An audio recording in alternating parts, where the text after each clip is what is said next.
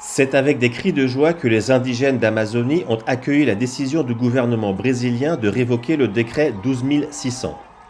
Signé par le président brésilien Lula da Silva en août dernier, ce décret désignait les principaux fleuves amazoniens comme prioritaires pour la navigation de marchandises et l'expansion des ports privés.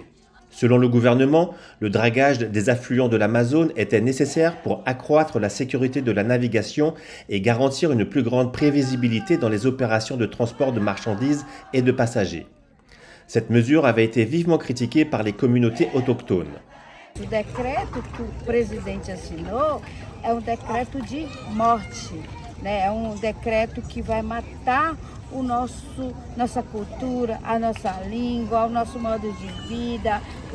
Les indigènes ont occupé pendant plusieurs semaines le terminal portuaire du géant agro-industriel américain Cargill dans le nord du Brésil, exigeant l'abrogation du décret. Leurs revendications ont finalement été entendues. Hoje tomamos aqui uma decisão muito importante nesse diálogo com o presidente Lula, que escutou, dialogou com a gente para que a gente pudesse rever essa decisão. Por isso, nós viemos hoje, eu e a ministra Sônia Guajajara, anunciar para vocês a revogação do decreto 12.600.